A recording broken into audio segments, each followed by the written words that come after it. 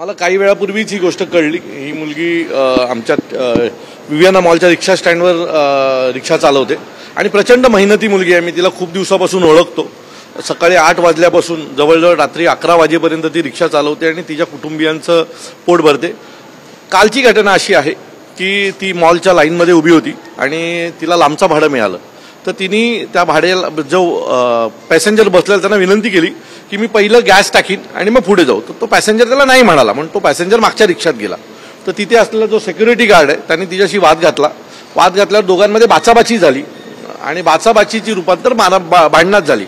भांडणात झाल्याच्या नंतर मला वाटतं तिला त्यांनी एवढ्या जोरात फटका मारला की तिच्या नाकातून रक्त यायला सुरू झालं आणि तिथले असलेले जे पॅसेंजर होते त्यांनी त्यांच्या दोघांमधली भांडणं मिटवली। त्यानंतर तिला चक्कर आली म्हणून तिला स्टँडवर घेऊन जाण्यात आलं। मला असं वाटतं की तुम्ही सिक्युरिटी गार्ड आहात, एका विवियाना मॉल सारख्या मोठ्या मॉलमध्ये तुम्ही काम करता, त्यावेळेला तुमच्याकडे पेशन्स असणं खूप गरजेचं आहे। तुम्ही अशा प्रकारे जर एका महिलेला मारहाण कराल तर उद्या इथे अनेक महिला येतात, उद्या तुमचा वाद झाला तर तुम्ही कोणावरही हात उचलाल।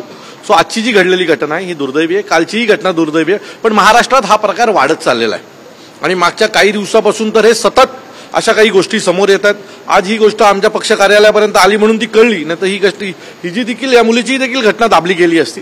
महाराष्ट्रात जे काय चाललंय ते चुकीच्या पद्धतीने चाललंय। आमची मागणी आहे की महाराष्ट्रात जर असं मराठी माणसाच्या बाबतीत घडत असेल तर जसा देशद्रोहाचा कायदा आहे तसा महाराष्ट्र द्रोहाचा देखील, यांच्यावर मराठी भाषा द्रोहाचा देखील कायदा हा या लोकांवर लागला पाहिजे आणि यांना अशी शिक्षा झाली पाहिजे की याच्यापुढे कोणी तुम्ही तुमचा व्यवसाय करा, सन्मानाने जगा, आम्हाला काही घेणं देणं नाहीये, पण तुम्ही इथे येऊन माजोरी करणार असाल तर तुमची गाठ महाराष्ट्र नवनिर्माण सेनेची आहे आणि अशा मुलींच्या पाठी आम्ही उभेच आहोत। आम्ही या सगळ्यांच्या पाठी उभे राहणार आहोत।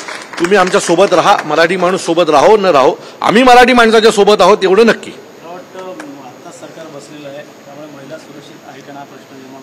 माझी सरकारला विनंती आहे की नवीन सरकार बसल्याच्या नंतर या लोकांमधले अरेरावी फार वाढलेली आहे।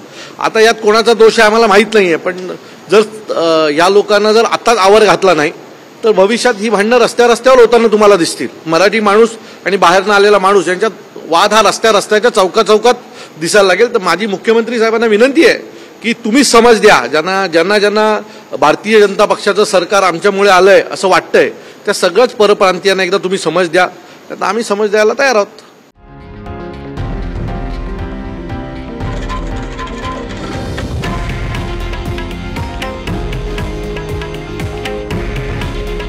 हे आहे देशातील नंबर 1 न्यूज नेटवर्क आणि आपण पाहत आहात TV9 मराठी। काळजी तुमची, हित महाराष्ट्राचं।